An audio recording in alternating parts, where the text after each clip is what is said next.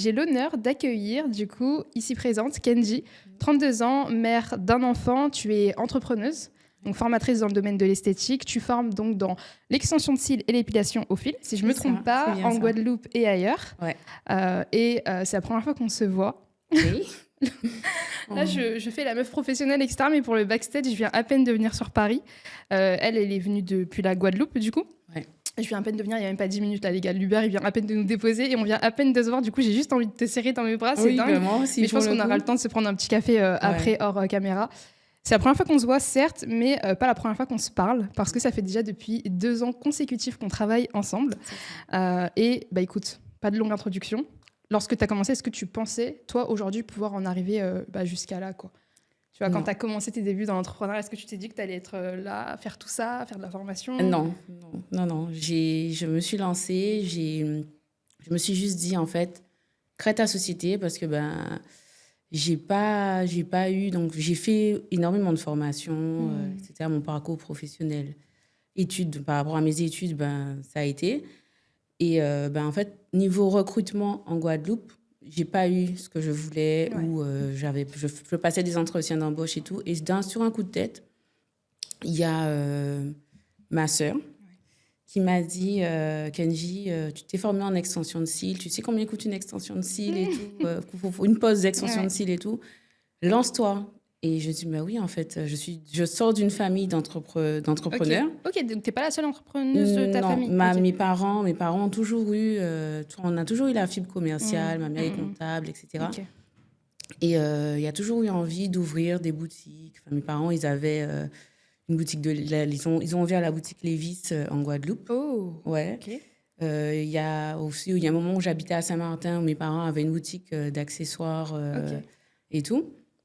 Donc oui, j'ai toujours, moi et mes sœurs, pour le coup, on a baigné un petit peu dans tout ce qui est entreprendre, voilà. Okay. Et je me suis lancée sur un coup de tête, pour le coup. Ok, donc tu savais pas que tu allais te lancer, c'était ma question justement. Tu savais pas que tu allais te lancer? Non. Tu t'es pas dit que tu allais... Pour moi, en fait, j'ai pas eu... Il y a eu cette envie d'entreprendre, mais il y a eu beaucoup de peur. La peur de se lancer, c'est quelque chose. Ah, oui. Ok, parce qu'avant ça, tu faisais quoi? Avant l'entrepreneuriat, avant toute cette aventure folle dans laquelle tu t'es mise, tu faisais quoi? Je travaillais avec les enfants. Ok. J'étais je travaillais dans un ALSH, animatrice périscolaire et tout, avec un salaire merdique. Voilà. Okay. Et après, donc comme je crois que je t'avais déjà dit, je suis une ancienne obèse. Donc, j'ai atteint les 126 kilos quand même. Tu sais que tu m'en as parlé, mais brièvement. Et moi, en plus, tu as balancé ça comme ça, tu sais, quand on était en pleine masterclass dans devenir formateur, et tu as balancé ça, j'étais en mode, what? T'as oublié? Non, mais si, non, je m'en rappelle encore. Mais du coup, j'étais en mode, on n'a jamais pris le temps de vraiment en parler. Et l'obésité a complètement détruit toute confiance en moi. J'ai toujours été coquette. J'ai toujours aimé ça, m'apprêter, me maquiller. Ma première formation, c'était... la première formation dans le domaine de l'esthétique, c'est devenir maquilleuse professionnelle. J'ai toujours été passionnée par ça. Ouais. Il y a une maquilleuse, justement, en Guadeloupe, qui m'inspirait beaucoup, qui m'inspire beaucoup. Et puis, du coup, j'ai fait la formation, etc. Pas avec elle, mais j'ai fait ma formation. Ensuite, ça, c'était dans la période où tu étais encore obèse, en surpoids. Toujours en surpoids. Toujours en surpoids. Mais j'ai voulu changer. Je voulais plus. Je voulais pas. J'aime les enfants, mais travailler avec les enfants, c'était pas pour moi. Ok. C'était vraiment pas pour moi. Ok. Et à cette période, parce que là, tu ne ressembles pas du tout à la femme à laquelle... Ouais, exactement. Ouais. Qu'est-ce que tu as fait sans indiscrétion pour pouvoir reprendre en main ta santé? Tu as fait une sleeve, ok. Ça s'est bien passé? Ça s'est bien passé. Ok. Ça a fait 3 ans. Au mois de mars, ça fait 3 ans que j'ai fait ma sleeve. Ok. Et ça fait quoi de pouvoir se... Ah, mais je suis une autre femme. Ah ouais? Ah, oui. Tu te sens... Est-ce qu'avant, il y avait des choses sur lesquelles... est-ce que maintenant... Je sais qu'il y a des personnes qui ont fait ce type d'opération, tu vois, ou même sans opération, tu sais, tu as des femmes qui ont été très, très anorexiques et qui, par la suite, ont eu le corps qu'elle souhaitait, etc., qu'elle désirait par la salle de sport, ou pareil, des personnes qui souffraient d'obésité ou de surpoids, qui par la suite ont fait du sport pour avoir un corps fit, etc., etc. Mais du coup, on vient derrière aussi des espèces, pas de traumas, mais de gros complexes où les gens ne s'arrêtent pas et ils veulent... Tu sais, il y a le moindre détail qui font que, mais non, mais il y a ça encore à régler, etc. Oui, Est-ce que toi, t'es dans ce truc-là ou justement... Je suis dedans. T'aimes bien ta dedans, transformation mais j'ai appris à m'aimer. Ouais. Donc, je sais d'où je sors par rapport à mon physique. Donc, il y a, comme là, j'ai du mal à retirer ma veste parce que j'ai mes bras, en fait, par rapport à la sleeve qui pendouille, il y a la peau qui pend, donc j'ai du mal à montrer mes bras. Ah oui, j'ai toujours des complexes, mais je sais que je peux me mettre en valeur différemment, donc ça m'empêche pas de vivre. Non. On en reparlera un peu plus tard dans le podcast, mais ce que tu es en train de dire, je trouve que malgré le fait que tu aies pu vivre certaines choses ou que de la même manière, là, on parle de complexes, mais on parlera d'autres sujets aussi à venir, mais j'ai l'impression que tu arrives toujours à ne pas uniquement vivre ta vie ou en tout cas la limiter selon certaines faiblesses que tu as ou certains complexes que tu as ou certains bas que tu as vécu. Et malgré ce qui se passe et qui est peut-être même encore actuel, parce que ce qui est intéressant, c'est que tu dis que tu es encore complexée, donc de ton bras, etc. et tout ça. Mais malgré ça, tu es quand même là, toute belle, avec ta petite veste en paillettes et tout. Et ça, c'est super intéressant parce que je trouve que c'est pas dans le... là, tu parles de l'aspect physique, mais c'est pas dans le seul aspect de ta vie où tu fais ça, justement, le fait de tout de même... avoir des émotions qui peuvent être soit des pensées limitantes ou de la peur ou du doute ou du complexe ou vivre des émotions assez tristes ou des événements assez tristes, mais de quand même continuer à persévérer. Et justement, on aura le temps d'en parler. J'ai hâte. La prochaine question que j'ai à te poser, pourquoi tu as décidé d'entreprendre et de ne pas rester dans le salariat? Tu n'as pas dit que tu n'aimais pas les enfants, mais que tu en avais marre. T'en avais marre de quoi? Est-ce que c'était le job? Parce qu'il y a des personnes qui entreprennent, et c'est parce que le patron lui a foutu la misère, tu vois, ou sinon c'était le management qui était nul, ou la boîte en question particulièrement, mais c'est pas forcément le salarié qu'ils aimaient pas. T'as d'autres personnes, c'était vraiment, tu vois, des coups de Trafalgar, entre guillemets, que l'équipe faisait et qui faisait que du coup les gens étaient dégoûtés du salariat. Toi, c'était quoi? Non, j'ai pas été dégoûtée du salariat parce que c'était des petits contrats où mon contrat, j'ai juste pas voulu le renouveler parce que j'avais envie de changement. Je voulais juste changer. Ça faisait depuis combien de temps que tu Ça faisait 2 ans. 2 ans que je travaille avec les enfants. Et j'avais juste besoin de changement. Je me retrouvais pas. Je me suis délaissée en tant que femme et ça n'allait pas avec moi du tout. Ok. Ouais. Donc, tu commences à te lancer. Quand tu te lances, c'est quoi? Raconte-nous un peu tes premiers pas dans l'entrepreneuriat. Qu'est-ce que tu fais avant de devenir formatrice et aujourd'hui d'accompagner des femmes à se lancer dans l'entrepreneuriat? Avant ça, qu'est-ce que tu fais? Qui t'étais? Avant ça, je me suis lancée par rapport à toutes les formations que j'ai faites. Je me suis lancée dans l'extension de cils. D'abord, comme je te disais avec ma sœur, elle m'a dit, elle a eu un bon deal. Elle m'a dit, Kenji, je voulais, donc je me suis lancée et tout. Et je me suis dit, mais en fait, ça faisait déjà un an, je crois que j'avais fait la formation, mais j'avais pas pratiqué du tout. J'ai dit, mais en fait, il faut que je reprenne, mais il faut que je me repaye une autre formation. Elle m'a dit, je te paye la formation, le perfectionnement, entre guillemets. La seule condition, c'est que tu me fais mes extensions de cils gratuitement à vie. Sur le coup, je réagis, oui, il n'y a pas de souci, on y va. Ça, elle a fait un bon deal. Elle a un bon deal. Très drôle, parce que non seulement ça t'a permis de, bien sûr que c'est aussi par ton travail, mais d'en arriver à là, au final, mais à la fois, elle a ses extensions gratuitement, quoi. Elle a ses extensions gratuitement à vie. Franchement, elle a été maline. C'est pas, voilà, elle vient, elle fait. Les autres sœurs, elles payent, mais elle, non, c'est gratuit. Elle a été là. Ok, tu m'as dit que de toute façon, dans ta famille, vous étiez très branchés business. Elle a eu la fibre entrepreneuriale. Et tes ongles sont magnifiques. Merci. Montre ta pose. Rien à voir, mais j'aime beaucoup. Moi aussi, j'ai fait ma pose avant de venir. Mais tu sais, je voulais faire stiletto. C'est ça la forme. Quand c'est aigu. C'est stiletto. Attends, remonte-moi comme ça. Mais il y en a un qui est en moi. Je vais faire. J'aime bien. Tu sais, je me suis dit, mais est-ce que ça va pas faire un peu trop crochu, en mode triangle? Ça allonge les doigts, tu vois. C'est super sexy, j'aime beaucoup. J'aime beaucoup, très coquette. J'aime bien. Merci. Ok. On parle souvent de mindset, d'état d'esprit. On le voit partout. Tu l'as entendu aussi dans mon programme de formateur, l'état d'esprit, les filles, etc. C'est pas que le business qui compte, faut avoir l'état d'esprit, etc.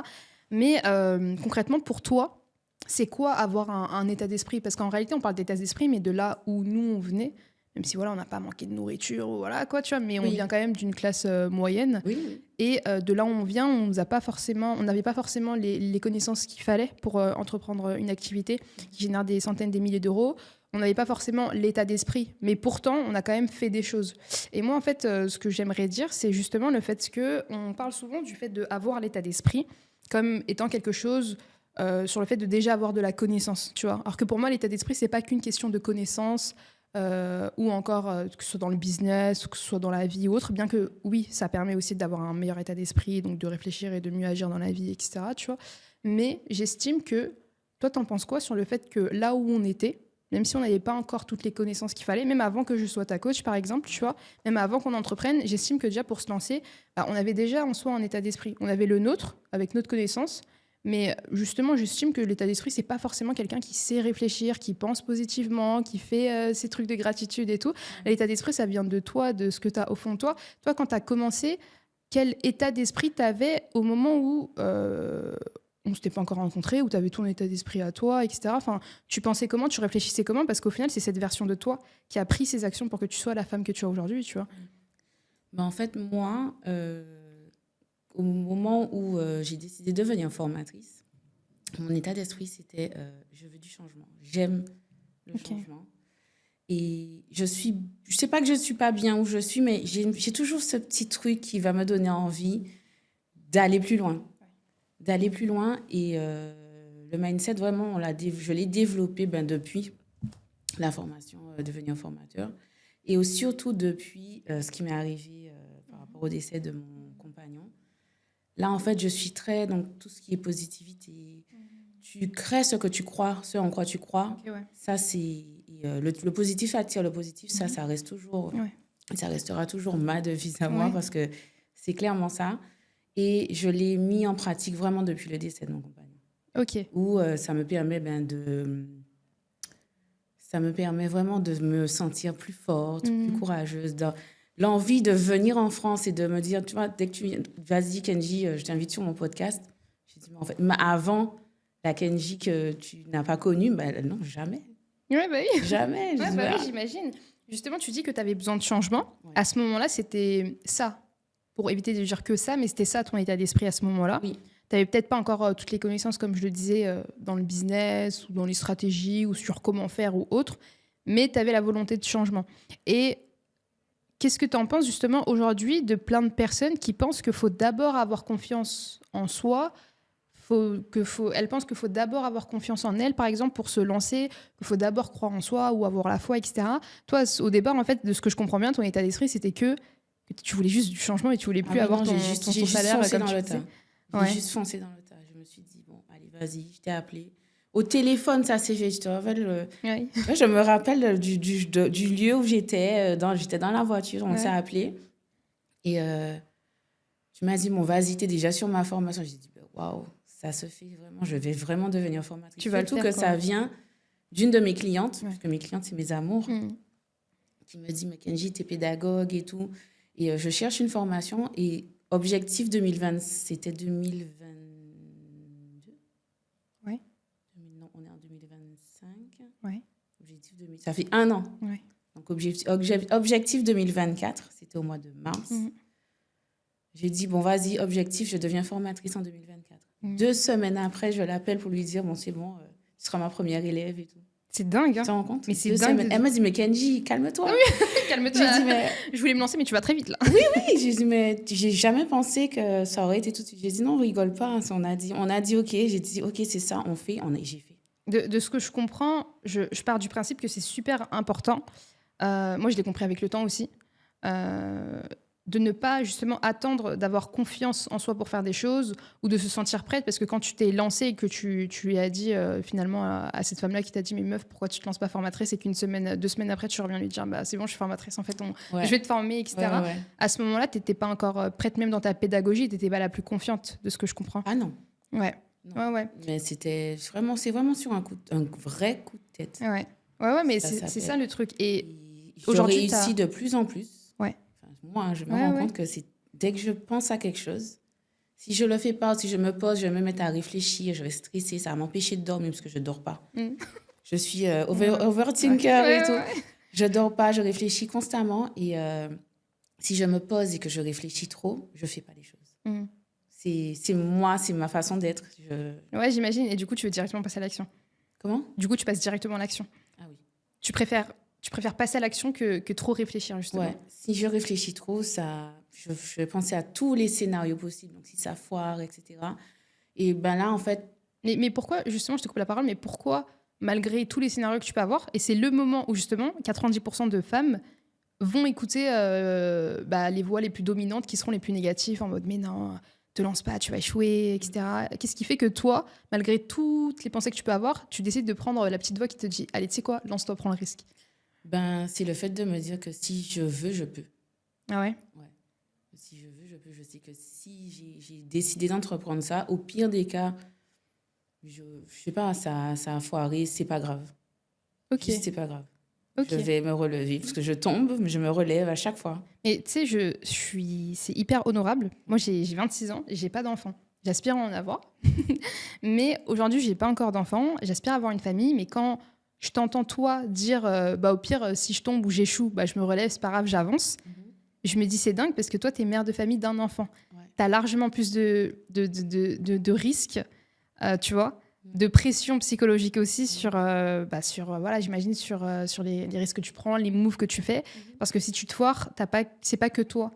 Et puis, t'es pas chez tes parents, tu vois. Enfin, t'as tes enfants, faut que tu ramènes de la nourriture sur table, faut que tu les nourrisses. Moi, c'est pas pareil. Genre, à la limite, j'ai mon appartement, ok. Et puis, imagine, un jour, j'arrive plus à payer mon loyer pour X ou Y raison, je peux toujours retourner chez mes parents, quoi, tu vois. Et j'ai pas d'enfant. En fait, la seule bouche que je dois nourrir aujourd'hui, c'est la mienne. C'est la tienne, ouais. Et si je peux pas me la nourrir, demain, je sais très bien que mes parents seront là pour moi, quoi, tu vois. Parce qu'aujourd'hui, j'ai pas d'enfant. Et le fait que tu arrives à... Et c'est pour ça que, d'ailleurs, je fonce à 200%.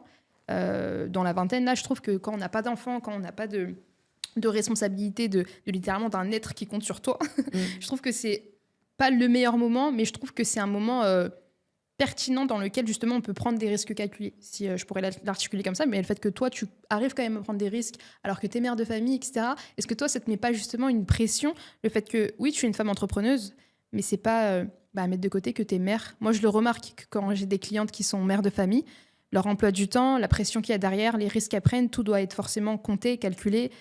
La résilience que tu dois avoir, vous vous laissez moins le choix après un échec de vous relever et d'avancer, alors qu'une femme par exemple qui n'a pas d'enfant et qui a juste son business, à la limite si ça marche pas elle peut l'abandonner ou être en mode oh ça marche pas, alors que vous n'avez pas forcément ce choix. Comment toi tu vis cette pression d'être une femme entrepreneuse qui prend des risques comme ça mais aussi mère d'un enfant? En fait, au moment où j'ai pris la décision de devenir formatrice, j'avais déjà une clientèle bien en place. Okay. Je ne prenais plus de nouvelles clientes. Okay. Je prenais plus de nouvelles clientes, donc j'avais déjà cette sécurité-là aussi par rapport à mon entreprise. Et il y avait aussi le père de ma fille qui était là. Qui était présent. Et en fait, il m'aidait à évoluer professionnellement en s'occupant il avait aussi son travail ou autre. Hein. Okay. Mais il sait que si, par exemple, je faisais du 8h, 20h, des fois 21h, moi, je sais que je pouvais compter sur lui pour s'occuper de notre fille. Ok. La C'était récupérer un papa présent. Ah oui, très présent. Ok. La récupérer à l'école, faire à manger. C'était le partage des tâches à la maison, c'était ça. On vivait ensemble. Et je rentrais, donc moi je dis ça, mais mes clientes me disent, à chaque fois je dis qu'elles disent ça, que je leur dis ça, elles sont émues. Je n'avais rien à faire. C'est, tu sais que ça m'apaise ce que tu me dis. C'est vrai. Mais oui, et ça m'émeut parce que combien de femmes aujourd'hui sont en couple ou même en relation, fiancées ou mariées, même qui ont des enfants, mais elles ont presque jamais ressenti ce que tu es en train de dire, tu vois. Ouais. Le fait d'avoir un père non seulement qui est présent pour ses enfants, mais à la fois aussi pour sa femme. Tu vois ce que je veux dire? Il y a une différence d'un papa qui est présent pour ses enfants que pour aussi sa femme, en fait. Oui, tu vois, c'est ça? Il était très présent dans notre vie. J'avais juste à me doucher quand je rentre. Oh. Je me douche. Il y a la table qui est mise au moment où je sors de la douche en pyjama et on dîne ensemble. Incroyable. Peu importe le rythme. Incroyable. Mais justement, en parlant de ton chéri, tu as vécu des hauts, mais aussi des moments très durs. Ouais. Je m'en rappelle encore. On n'a pas de mouchoir? Non, pas encore. Je me rappelle encore quand tu avais annoncé, tu me l'avais dit d'abord en privé sur WhatsApp. Ouais. Tu m'avais annoncé le fait qu'il s'était passé, ce qui s'était passé, donc le décès de ton chéri.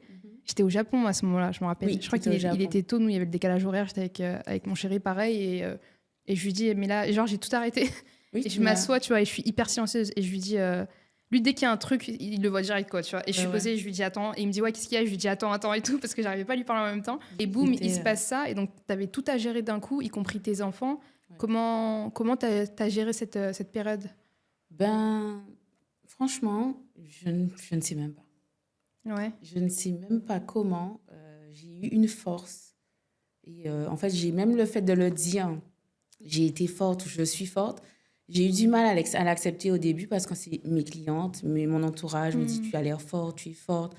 C'est pas que j'ai pas pleuré, j'ai pleuré. Donc quand c'est arrivé, j'étais à son chevet, etc.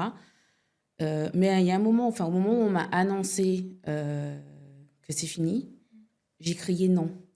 Et en fait, je suis suivie par une psy et tout. Et je pense que mon cerveau, en fait, n'a pas accepté. Que c'était fini, que c'était la réalité. Pour moi, en fait, c'est non, c'est un non. Et il y a tout de suite une force qui est rentrée en moi où j'ai dû me dire, mais en fait, là, il faut que j'aille annoncer à ma fille ce qui se passe, que son père est mort, quoi. Et bon. Merci. Et il y a eu ce moment où il faut te dire, toi, en tant que mère, que tu dois annoncer à ta fille que son père, qui est toute sa vie, est mort. Donc, du coup... Rappelle-nous, elle avait quel âge? Elle a quel âge, du moins? Elle a eu 6 ans en janvier. Okay. Donc, elle avait 5 ans, quoi. C'est arrivé au mois d'août. Et d'un coup, j'ai eu une force, je sais pas, même le lui annoncer, où j'ai ressenti une force inexplicable qui m'a permis de gérer le fait d'annoncer ça à ma fille, de gérer les funérailles. Puisque j'ai fait, je ne suis pas aux Antilles, mais j'ai organisé des funérailles à sa hauteur, à lui. Ma belle famille aussi a été très, très, très présente pour moi. Enfin, où j'avais la décision, parce qu'on devait se marier au mois de juillet, qui arrive là, justement. Et j'ai eu la décision de tout. Où il n'y a pas eu ce moment où la famille se déchire, ou même si c'est la belle-fille. Non, oui, c'est ça. C'est vrai que les belles familles, des fois, veulent aussi contrôler. Non, j'ai eu la décision, j'ai eu le choix de ça s'est bien passé. Tout. Et ça, rien que ça. Ça t'a apaisé, t'as pu... Ouais. J'ai pas pleuré devant les gens. J'ai pas pleuré, il y en a beaucoup. Est-ce que tu sais, sans indiscrétion, pourquoi t'as pas pleuré devant les gens? Est-ce que toi-même, tu le sais, ça? Est-ce que c'est parce que tu voulais montrer une image forte, ou est-ce que c'est juste toi d'être comme ça? Je pense que c'est un petit peu de moi, puisque je ne pleure pas. C'est rare que je pleure devant les gens, mais surtout lui. Parce que lui, en fait, n'aurait pas voulu que les gens voient ma peine. Ok. Je pense que ça aussi. Ok. Ouais.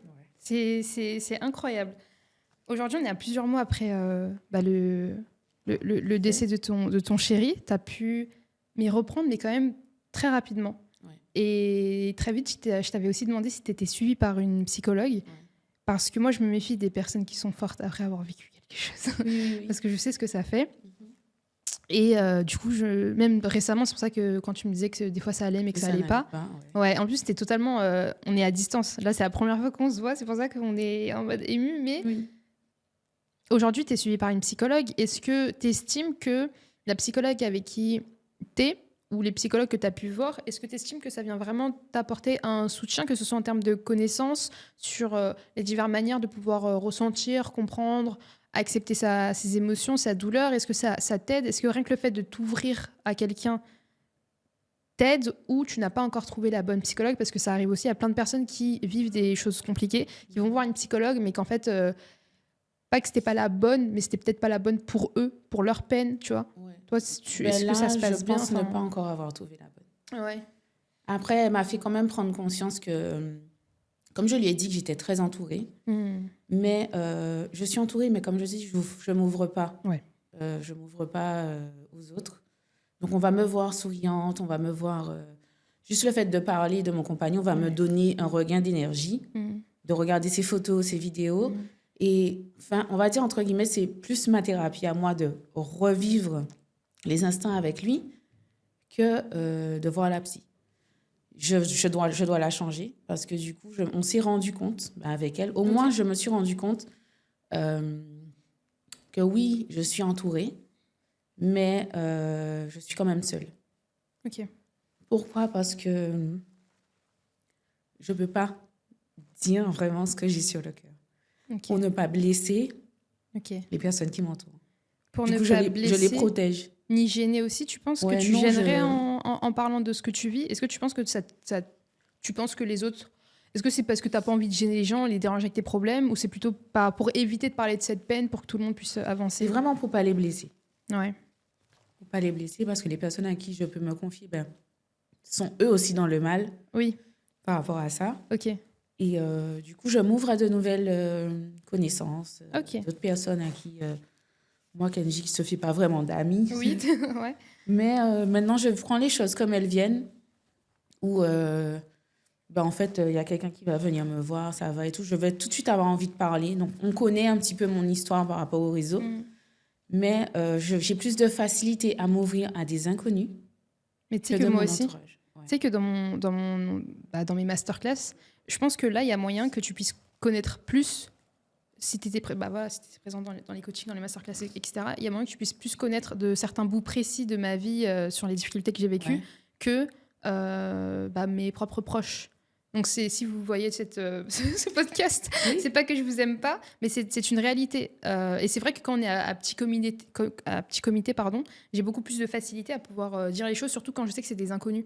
Parce qu'au pire, je me dis, c'est des inconnus, quoi. On s'est parlé, demain, je te revois pas, ou même si je te revois, à la limite, on n'a pas créé un lien qui fait que tu vas pas avoir le besoin de m'aider, de vouloir m'aimer plus, etc. Et à ce côté-là aussi, effectivement, où moi aussi, je me sentais plus à l'aise de pouvoir parler avec d'autres personnes, mais que depuis maintenant 1 an, quoi. Avant, j'arrivais pas encore à parler des choses, tu vois. Je mettais pas encore de mots dessus, comme si je mettais un mot, ça allait devenir trop vrai, ou on allait se reprendre la tête dessus, etc. Est-ce que, parce que t'es une femme antillaise, t'es une femme noire, moi, je suis d'origine indienne, et je suis pas non plus claire de peau. Non. Mais ce que je veux dire, c'est que c'est quelque chose qui est beaucoup présent, je trouve, en Asie, y compris en Afrique, dans la Dom-Tom, etc. Le fait que la femme noire, on la voit souvent comme une femme forte, où elle se montre elle-même comme une femme forte, où on lui endosse un rôle d'une femme qui se doit d'être forte, tu vois. Ouais. Et ça, même dans sa peine, alors qu'on le sait très bien que la femme, en plus, est remplie d'émotions et aussi cette fragilité, etc. C'est dingue parce que je trouve que dans cette société, on nous pousse à être forte, enfin non, justement le contraire, à être douce, tu vois, à s'occuper des enfants, à s'occuper de son homme, etc., de ses besoins, de ses désirs, d'être dans la douceur, etc. Mais lorsqu'il s'agit de combats de la vie qui peuvent être très durs psychologiquement, on attend à ce qu'elle puisse être très forte aussi. Est-ce que toi, tu as ressenti ça ou cette pression de devoir l'être? Est-ce que toi-même, inconsciemment, tu te l'es imposé ou est-ce que tu remarques toi-même? Je pense que je me le suis imposé inconsciemment. Ouais. Inconsciemment, j'ai dit en fait, je me suis dit, je ne dois pas pleurer, je dois avancer, la vie continue. Mais je ne peux pas tomber. J'ai une fille à élever. Okay. Donc, me morfondre ou... J'ai pleuré, je pleure encore. Okay. Mais je pleure seule. Okay. Et c'est pas... J'ai pas envie de dire que c'est un masque que je mets. Tu exprimes tout de même... Est-ce que tu sens que tu exprimes tout de même tes émotions? Quand tu pleures, même dans ta solitude à toi, tu sens que tu te libères quand même, que tu t'écoutes, que tu sens que c'est très rare. Ouais. C'est très rare, mais je me libère quand même. En fait, j'ai même eu l'impression que ma peine se transformait en colère. Ouais. Ouais. Okay. Et là, comme là, j'ai dit, je profite, je suis là, je veux faire une Fury Room. Je ne sais pas si tu as déjà entendu parler de ce genre de choses. C'est quoi? C'est une pièce. Ok. Où tu vas tout casser. Ah, tu peux tout casser? Ah oui, ok. Bah oui, il faut que je le fasse avant mon retour en Guadeloupe. T'as fait la réservation ou pas encore? Ouais, pas encore. Ok, et tu veux y aller tout seul? Je sais pas. Je sais pas. C'est soit je le fais seul, soit je le fais avec quelqu'un. Ouais. Tu me dis, moi je suis là. Hein. Ok. Ah, moi je suis là. Ok. Ah, moi je suis... Maintenant que tu viens d'en parler, je me dis pourquoi pas, j'en ai besoin peut-être. Pourquoi pas? Ah ben voilà, on se fait une Fury Room ensemble. Ah mais ça peut être grave bien. Ouais. Franchement, je mettrai un petit extrait de ce qu'on a fait là-bas. Ben oui, carrément. Ça peut être très bien. Mais c'est incroyable. Encore une fois, tu viens toujours constamment apporter des solutions où tu essayes je trouve ça très humble de ta part, très sage, dans ta peine, dans ta souffrance, de pouvoir voir les autres prismes que tu peux... avec lesquels tu peux voir la situation, tu vois. Moi, c'est vrai que tu sais que pendant des années, là j'ai 26 ans, Donc voilà, je dis pendant des années, bon, j'ai pas 70 ans, mais, c'est vrai que pendant des années, pendant un bon bloc d'une dizaine d'années quand même, j'ai, moi, été très victime de ma vie et de mes circonstances.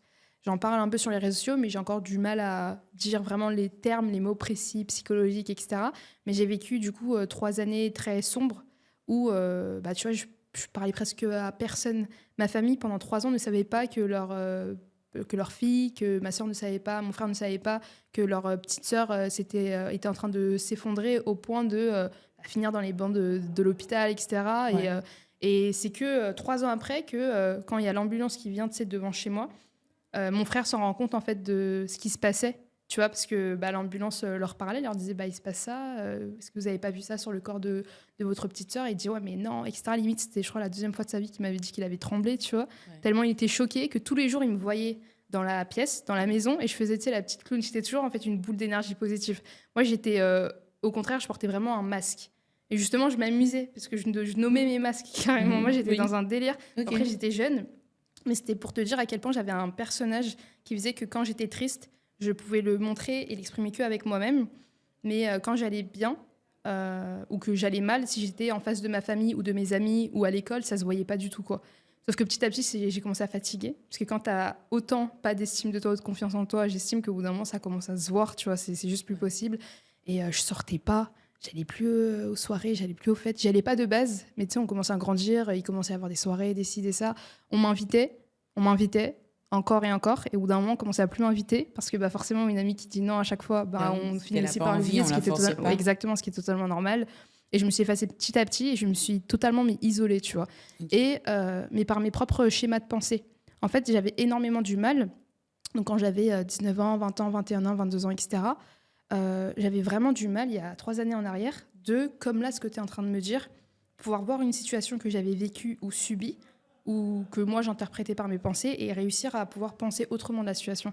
Et je faisais que de blâmer les autres pour les situations qui m'arrivaient dans ma vie, ou pour les situations dans lesquelles j'étais déjà, ou que je vivais, ou que j'avais subi, tu vois ce que je veux dire? Okay. Et je me disais, mais non, mais ça se fait pas, je veux avancer, oui, mais ça, c'est pas de ma faute si je suis comme ça, c'est pas de ma faute si je pense comme ça, c'est les autres qui m'ont fait devenir comme ça, etc. Et du coup, j'arrêtais pas de pointer du doigt, en fait, constamment les autres, tu vois. Ouais. Et donc, dire que j'étais une victime, en fait, finalement, c'est pas un terme péjoratif, mais oui, j'étais littéralement une grosse victime de dingue dans ma vie. Parce que premier degré, j'étais vraiment une victime dans certaines situations.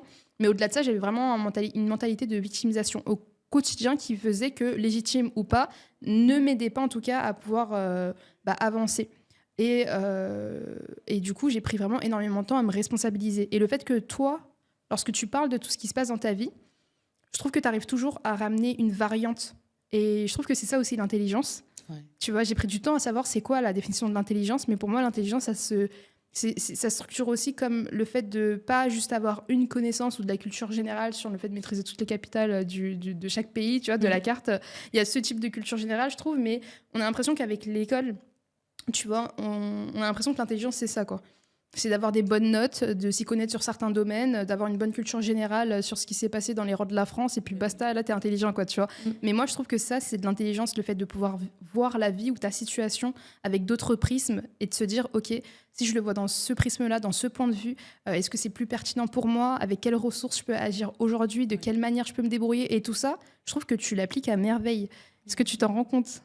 Je commence de plus en plus à l'accepter. Que t'es débrouillarde, que t'avances, que t'as une... Oui, j'ai du mal. Enfin, à force, on me le dit, mais pour moi, je ne suis pas légitime. Alors que non, là, en fait, je me rends compte que, avec le recul, je prends vraiment les choses en main. Je vois, en fait, j'anticipe mes réactions, mes émotions. Je sais pas, je suis pas en mode robot, hein, mais... Oui, t'es pas dans le contrôle non plus. Oui, non. Mais comme pour la Furium, je te dis, j'ai ressenti l'envie de tout casser. Parce que je pleure pas. Je dis que je pleure pas. Je pleure peut-être pas. Dites-lui qu'elle a le droit de pleurer, s'il vous plaît. Parce que ça fait 10 fois qu'elle a répété « je pleure pas ». T'as le droit de pleurer. Oui, et même là, je me dis, je m'en veux, en fait. J'ai quand même perdu l'homme de ma vie. Ça faisait 16 ans qu'on était ensemble. On allait se marier. Et en fait, je me suis dit, mais en fait, je suis énervée. Puisque je suis en train de réfléchir à comment va ma fille. Ma fille, elle a développé une peur de l'abandon. Donc, même pour pouvoir la déposer à l'école depuis la rentrée, c'est difficile. C'est difficile. Et Elle pleure, elle est en pleurs. Mais après, ça se passe bien à l'école. Donc, elle est très bon élément à l'école aussi. Donc, Dingue, super, félicitations à elle. heureusement. Incroyable, je suis contente, je suis fière. Mais ça m'énerve de me dire que je stresse par rapport à ce que ma fille ressent. Alors que là, on est au mois d'avril. J'aurais dû stresser par rapport à telle demoiselle d'honneur n'a pas encore sa robe pour le mariage. T'imagines? Oui, je comprends. Bah oui, je comprends. Et du coup, ça m'énerve. Oui, ça te saoule parce que ça m'énerve parce que c'est ça pas s'est pas ça, passé comme c'était tu pas, voulais. ça devait pas, c'était tracé, ça ne devait pas être comme ça. Donc on ira casser des assiettes. On ira casser des assiettes. On ira et c'est ok, c'est ok. Oui, on ira. Mais non, mais je trouve que c'est bien parce que moi j'ai trop été longtemps dans le contrôle des émotions. Ouais. Moi c'est dingue. En plus c'est dans l'entrepreneuriat. Bah moi c'était ma cachette préférée. Hein. Vu que je voulais souvent être dans le contrôle des choses, genre je laissais aucun homme rentrer dans ma vie, je laissais aucune peine rentrer dans ma vie à un moment où, après tout ce que j'avais vécu, je me suis complètement réfugiée dans mon entreprise. Ah, mais et en plus, on gère tout, on contrôle tout qui va nous faire du mal, on fait de l'argent, ça nous fait du bien, on motive des personnes, ça nous fait du bien. Et j'étais dans un délire où je contrôlais le truc. Ouais. Et pareil, tu sais, je vais voir une psychologue et elle me dit, mais Prita, en plus, non mais moi c'est très drôle. C'est très très drôle parce qu'elle me dit quoi? Elle me dit, je lui explique ma routine, tu vois. Je lui ai dit, bah écoute, moi, lorsqu'on me fait du mal et qu'il se passe quelque chose, je pleure un coup, ça me fait chier, mais avec tout ce que j'ai vécu avant, tu sais, on prend en résilience. Et du coup, on se relève pas plus facilement, mais on sait comment mieux se relever, en tout cas, tu vois. Et du coup, je lui dis, je prends le temps de pleurer si je dois pleurer, mais sur la semaine même, tu me vois à la salle de sport, à 6h, je fais toute ma routine, là, je suis en mentalité, vous me faites plus chier, là. Genre, je reprends le contrôle de ma vie parce que j'ai l'impression que je l'ai laissé dans les mains de quelqu'un ou de quelque chose qui m'a fait du mal, et j'ai ce besoin absolu de reprendre le contrôle. Et du coup, moi, je me dis, waouh, je suis hyper motivante, je suis inspirante, trop bien, Prita, ok, tu reprends le contrôle de ta vie. Et elle me dit, mais en fait, ce que tu es en train de faire, ce que tu fais à répétition, dès qu'on te fait du mal, dès qu'il se passe quelque chose, de faire ton planning, à 7h, tu vas à la salle de sport, t'enchaînes le boulot, tu fais tes stratégies, tu lances ton business et tu restes que la tête dedans. Elle me dit quoi? Moi qui pensais que c'était totalement sain. Et elle me dit, mais tu sais, ce que tu fais, c'est que depuis des années, tu te mets dans des schémas, où elle me dit, tu es littéralement en train de tout contrôler, de chacun de tes éléments et de tes détails. Et c'est très bien parce que ça te permet de faire plus de 10 000 € dans ton business à la limite. Donc ça a son aspect positif, mais dans ta vie privée, tu vois. Ce qu'il en est, c'est que du coup, je ne guérissais pas de certains traumas dans lesquels je devais guérir. Et c'était pas en allant à la salle, en contrôlant précisément tout ce que je faisais et d'avoir ce sentiment d'épanouissement et de contrôle que uniquement lorsque moi, en fait, je faisais mon planning, tu vois ce que je veux dire? Lorsque moi, je commandais parfaitement ma vie comme un robot, tu vois, que j'allais guérir de certains traumas que j'avais, de blessures que j'avais vécues. Ben là, moi, je suis clairement entrée dans le contrôle. Ah ouais? Tu trouves? Je pense, ouais. C'est ouf, Je suis entrée dans un contrôle où t'es pas, et c'est moi, c'est mon truc, tu n'es pas... Donc, tu as fait partie de mon entourage, ou quoi, on a été très proches. Demain, tu décides de ne plus m'adresser la parole, salut. Ouais. Mais clairement. Mais est-ce que c'est aussi une manière pour toi de te protéger? Parce que justement... Ouais, je me protège. Parce qu'avant, j'aurais dit, mais en fait, je me remets en question, grosse remise en question. J'ai dû faire quelque chose de mal. Ou en fait, quand je regarde vraiment qui je suis, la bonne personne que je suis, parce que je l'affirme, je suis une bonne personne. Raison, oui. La bonne personne que je suis, ce que je fais ne doit pas impacter. Donc, même si ça impacte des connaissances, un entourage ou quoi, le ressenti que j'ai par rapport à cette personne-là qui m'a jugée, parce que j'ai clairement été jugée, je ne pleure pas, elle ne l'aimait pas. Je n'étais pas amoureuse. 16 ans de ma vie. Je l'ai rencontré, j'avais 16 ans. Comment tu peux dire que je n'aimais pas cet homme? Ah, parce qu'on t'a dit ça? Ah oui, on ne me l'a pas dit. Il y a eu des... Ok. Ouais, ça... Oui, non, mais oui, ok. Que je n'aimais pas cet homme ou autre. Et ça ne m'a même pas blessée. J'ai prié pour eux. Ah oui. Pour que leur cœur s'apaise. Tu peux le répéter que tu es une bonne personne, vas-y. Je suis une bonne personne. Ouais, bien sûr. Je suis une bonne personne. Ouais. Non, mais moi, j'en ai marre qu'on se cache là. Là, on va pas être orgueilleux, mais on va être humble. Et de façon très humble, on va le dire. Parce que tu as l'impression que quand tu dis que je suis toujours là pour aider. J'ai toujours été très présente dans mes relations. Peu importe la relation que j'ai avec une personne. Je suis à fond. Tu vas me demander telle chose, je sais pas, limite, je vais arrêter ce que je fais pour te rendre service. Je suis une bonne personne. Donc non. Là, j'ai travaillé avec toi pendant 2 ans, en vrai. Et même avec les hauts et les bas que moi aussi, j'avais pu avoir, t'as toujours été le meilleur des soldats qu'on peut avoir à notre équipe. Ah oui, quoi, tu vois. voilà. Donc, Je suis un franchement, soldat. ouais. Un Ah soldat. non, mais ouais, ok. Bah écoute, incroyable. J'aime beaucoup le fait qu'on puisse parler de nos émotions parce que j'ai presque pas parlé de mes émotions pendant tellement d'années que ça me fait du bien de parler de ce sujet parce que j'apprends encore de moi-même. Je me découvre et du coup bah là tu vois quand je vais mal je vais pas directement à la salle de sport. Je me laisse pleurer, genre je me laisse comprendre mes émotions, j'essaie de pas les contrôler et avant dès que je ressentais quelque chose pareil, une tristesse ou une peine, une colère, tu vois, je me basais dessus et je me disais ah bon bah si je ressens de la colère c'est que je suis énervée, tu vois, et je me concentrais sur le pourquoi j'étais énervée au lieu de me concentrer sur l'émotion que je venais de ressentir et sur comment je décidais d'agir dans mon quotidien par rapport à ça. Toi qui as vécu tout ça, qui a traversé un tas d'émotions, qui en traverse encore actuellement, comment tu fais au quotidien pour quand même pouvoir vivre tes journées sans laisser tes émotions prendre le dessus? Quand je dis tes émotions, on est d'accord qu'une émotion, on vient la subir. Oui. Je t'insulte tout de suite. Bon, soit on peut se battre, on va pas casser le sujet de podcast, soit tu peux te dire mais qu'est-ce qu'elle veut elle, bref tu vas subir quand même le truc, mais tu es en contrôle de comment tu veux réagir à ça, n'est-ce pas? Toi aujourd'hui avec toutes les émotions que tu as en toi par rapport au business, par rapport bah, voilà, au deuil que tu es encore en train de traverser, comment tu arrives dans ta journée, ok, donc vraiment dans le présent, au quotidien, dans la soirée, même à des moments où voilà, c'est le soir où on peut ressentir des boules d'émotions et ça, comment tu fais pour le lendemain te réveiller et te dire bah, tu sais quoi, je vais pas laisser ces émotions prendre le dessus sur la manière dont j'ai envie de décider de ma journée, de ma joie, de mon futur, pour ma famille, pour moi, pour mon business, pour ce que j'ai envie de faire et devenir, quoi, tu vois. Parce que c'est vrai qu'il y a beaucoup de femmes, même après de certaines relations amoureuses, elles se font tromper, etc. Puis elles-mêmes, par la suite, elles vont tromper. Et elles vont le trouver légitime parce que justement, elles vont se baser sur et le justifier par l'émotion de colère, d'injustice qu'elles ont eue, tu vois, sans se responsabiliser sur la manière dont elles vont réagir à ça, par exemple. Et toi, comment tu fais pour te responsabiliser justement et pour pas, pour être là, quoi, pour être là en mode podcast, avancer Franchement, ma force, c'est Dieu. T'es croyante? Ouais, je suis croyante. Ok. Et en fait, je vais discuter toute la journée. Aide-moi à avancer ou montre-moi si c'est la bonne décision, etc. Et en fait, je vais constamment prier. Je noue une relation avec Dieu toute la journée. Et franchement, ça m'apaise. Où je suis, donc, il y en a qui m'ont connue peut-être il y a 10 ans où j'aurais été la personne où tout de suite tu vas dire un truc, je vais te rentrer dedans. Là, c'est... Ah ouais, non, ma paix. La paix. On veut la paix. Ma paix. C'est pour ça que je dis, t'es pas pour moi au suivant. Tu te sors de je ne suis pas fâchée avec toi. Je ne me fâche avec personne. Ok. Salut. Ouais, non, mais moi, c'est pareil. Ah, j'ai ma table. Ça.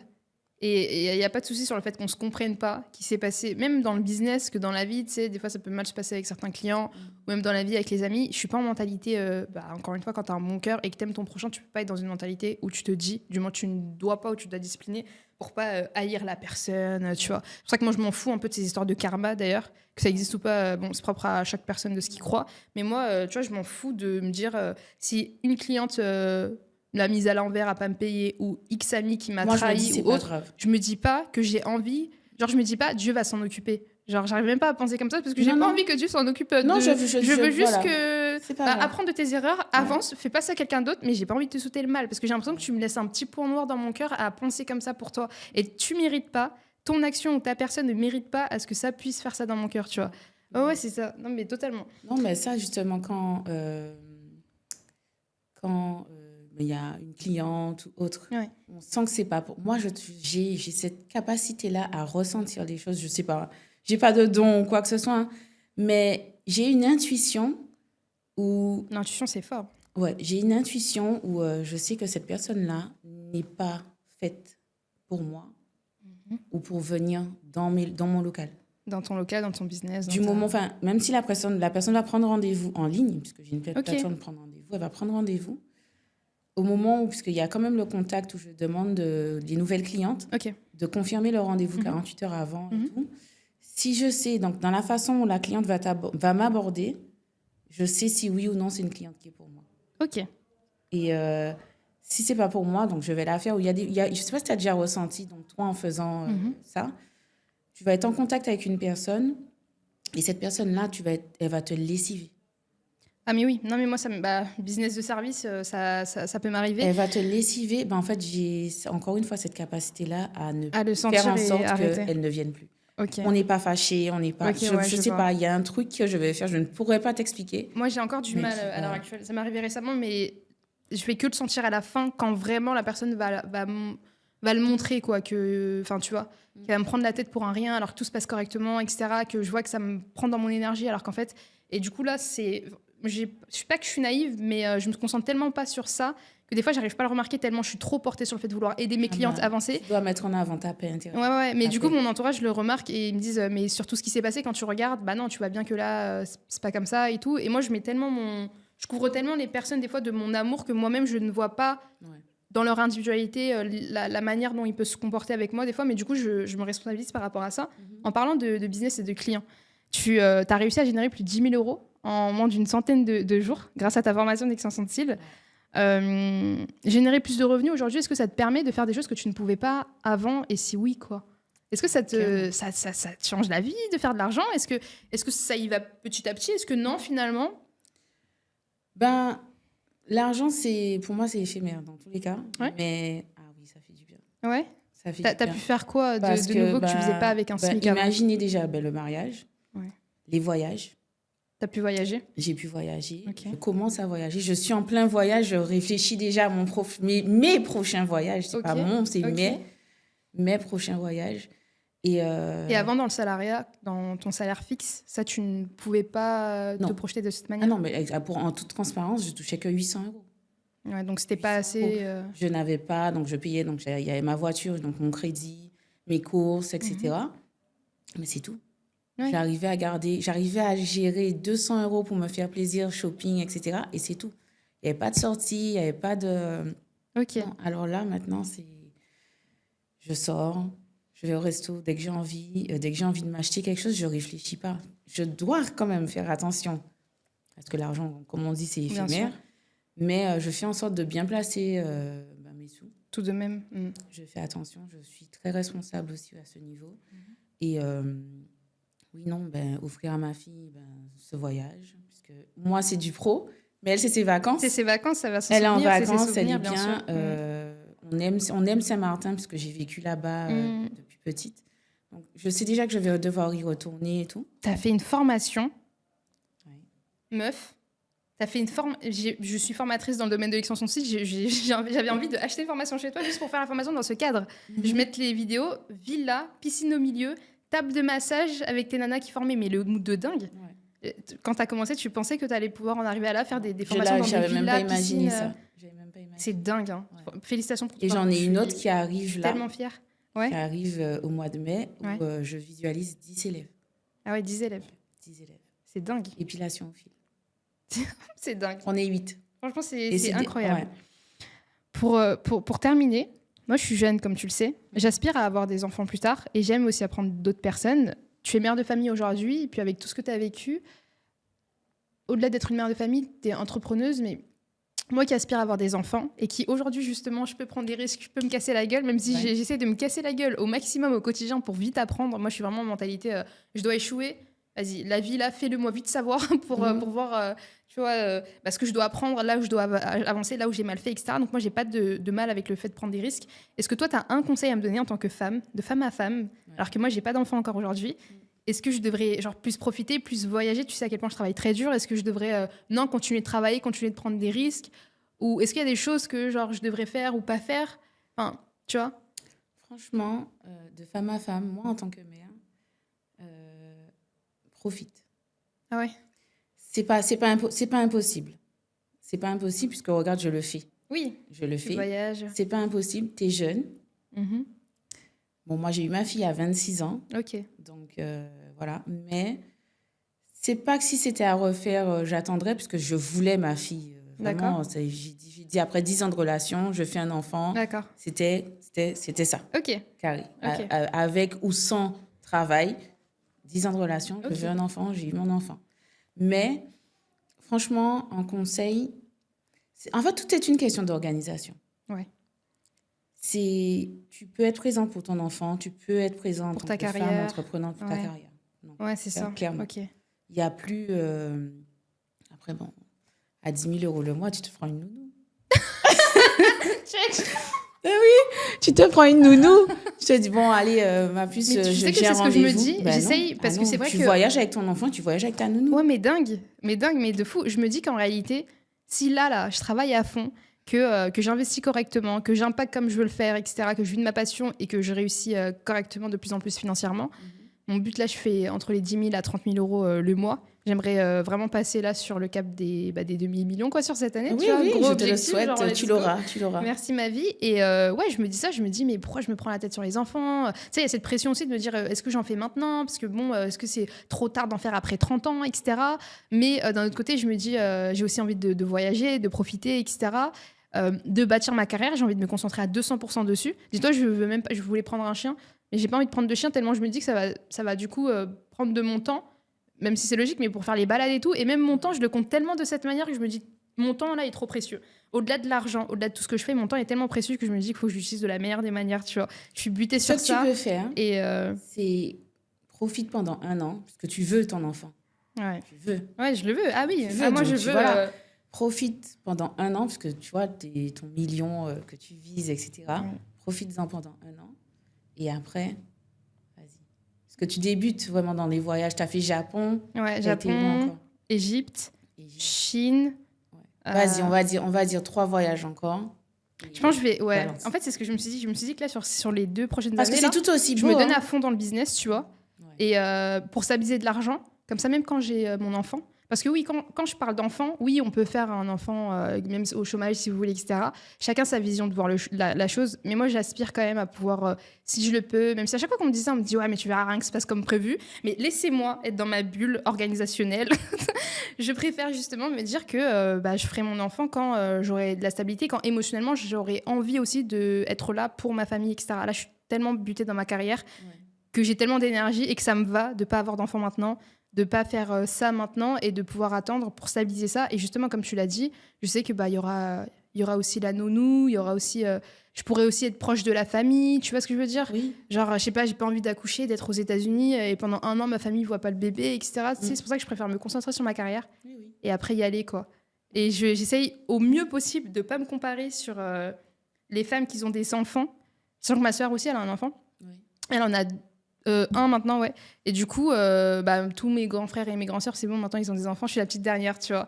Et donc moi, ça va, je me compare pas parce que je suis dans ma bulle. En plus, je suis la seule qui entreprend, par exemple, ils sont dans le salariat, etc. Donc je suis vraiment genre une petite case à part, tu vois. Donc ça va, je me compare pas forcément, genre parce qu'on est tellement différents que je me dis chacun son moment. Mais j'ai la baby fever quand je vois les enfants des gens et tout. Mais ça donne Je me dis, trop mais envie. ça donne trop envie. Un enfant, Quand c'est tu me dis beau. ta fille a des bonnes notes à l'école, je me dis mais oui, moi aussi. Oui, je avec veux. fierté, je dis qu'elle Mais c'est trop elle est, mignon. tout le monde dit, Mais elle oui. est super intelligente et Ouais. tout, mais c'est beau. Non, Ça, mais c'est beau. bah Avoir ouais. un enfant, c'est super Mais je te beau. jure. En plus, je me dis Et justement c'est que ça va pas- pas me c'est pas freiner dans le impossible. business, tu vois. Juste, toi, tu me dis que ta fille, c'est aussi ta force Ça aujourd'hui. freine pas.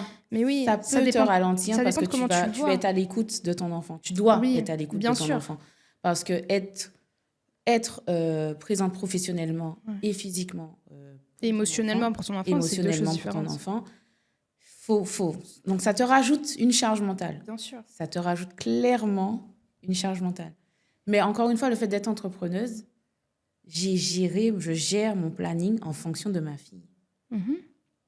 J'aurais été salariée. Ah non, j'aurais pas pu. Ouais. J'aurais pas pu. Est-ce que tu trouves que maintenant que tu es entrepreneuse, depuis maintenant un bon bout de temps, tu arrives justement en tant que mère à t'accorder plus de temps aussi avec ta fille que plutôt quand tu étais salariée, quoi. Oui. Encore une fois, madame, coup sur un coup de tête. Je sais que le mercredi, c'est le jour où il n'y a pas école. Et il y a des fois, je vais prendre des clientes le mercredi, certains mercredis.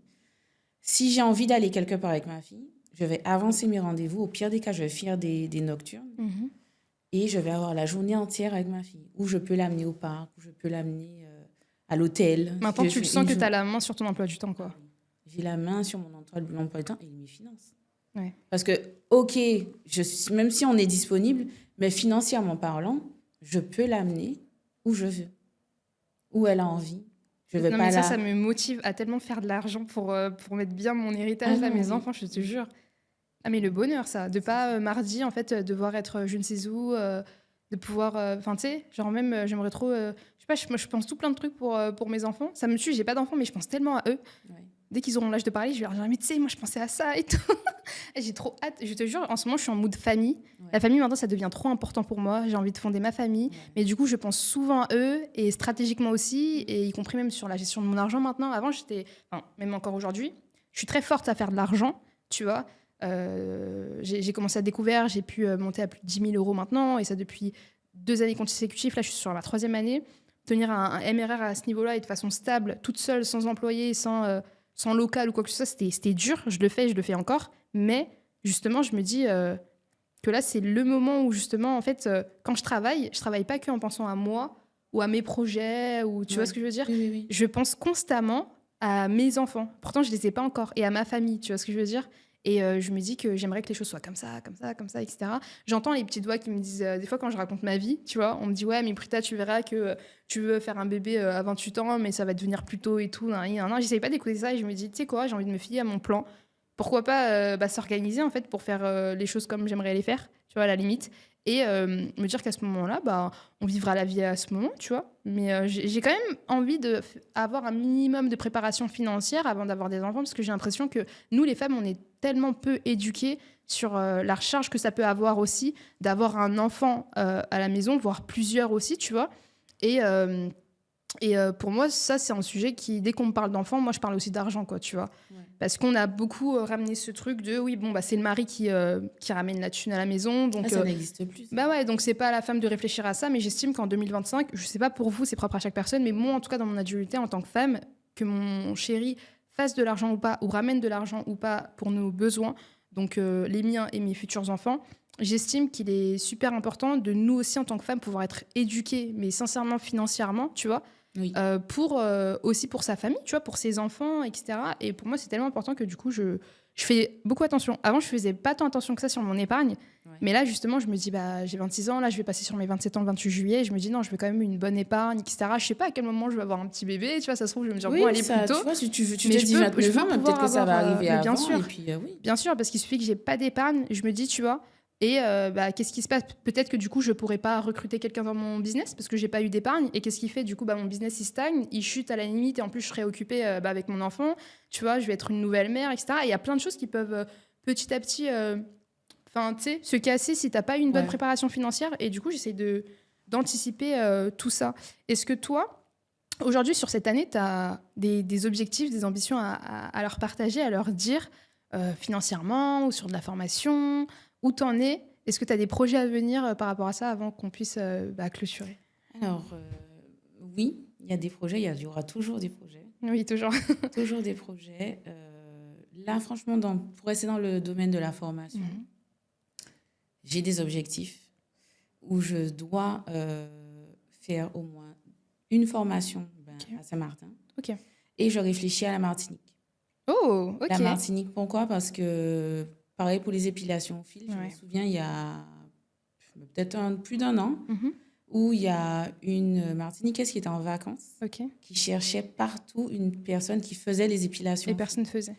Et elle m'a dit justement est-ce que je ne faisais pas de formation, quoi, ou si toutefois j'étais en déplacement en Martinique, de lui dire qu'elle peut même gérer une salle, etc. Pour moi. J'ai plus son contact, malheureusement. Ah. Donc si tu passes par là... Mais j'ai plus son contact, malheureusement. Mais je sais que je pense à me former aussi en Martinique. Incroyable. M'exporter. Incroyable. Donc, de la Guadeloupe à la Martinique. La meuf, elle est venue là à peine en France. Ouais. Je vois dans sa story WhatsApp, formation HL. Non, mais dingue. Formation technicienne de cils. T'es à fond. Non, mais incroyable. Écoute, je suis contente de t'avoir sur ce podcast. Ouais. Sache que t'es la première. Et moi, mon premier podcast. Ouais, dingue. Où on peut te suivre ? Sur quel réseau ? Sur Insta, sur TikTok. Je mettrai tout ça de toute façon en barre de description. Et les gars, n'hésitez pas à commenter, à liker, à la soutenir, mettre un maximum de cœur pour qu'on puisse la motiver à ce qu'elle puisse encore se développer dans l'entrepreneuriat, sur son état d'esprit, spirituellement, y compris. On lui souhaite le meilleur pour ta fille, pour ta famille aussi. Merci. Et on se tiendra informé. De toute façon, ce ne sera pas la première fois qu'on se verra, quoi qu'il en soit, sur un podcast ou pour des projets entrepreneuriales. Ouais. On dit entrepreneurial ou pas ? Entrepreneurial. Ok, d'accord, parfait. Bon, écoutez, merci et on se voit très prochainement. Bisous. Bisous. Mais c'est dur de faire un podcast. Ouais. Non, mais t'as géré. Ah, c'est bon, là, t'as géré, c'est bon. On va prendre un petit café. Oui. Je vais déposer Non, ma pas casquette gênée. entrepreneur. T'as bien aimé? Ah oui. C'était une bonne conversation? C'était une bonne T'as pu conversation. bien parler? Ouais.